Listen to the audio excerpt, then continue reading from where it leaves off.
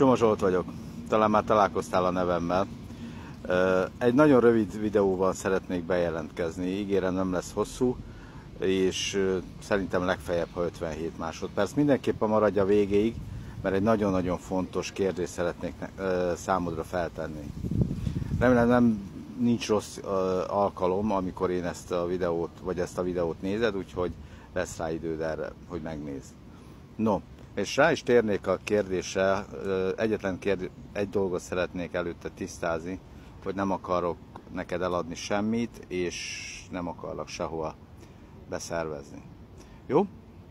Az oka ennek a videónak egy, és ez pedig az érdeklődés. Azután érdeklődöm, ismeretlenül is, hogy a jelenlegi helyzetedben, ha jól meg lennél fizetve, érdekelne egy plusz jövedelem.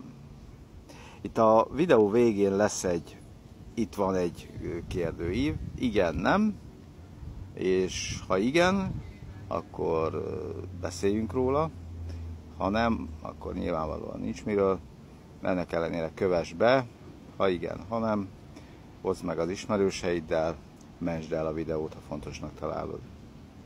Bye!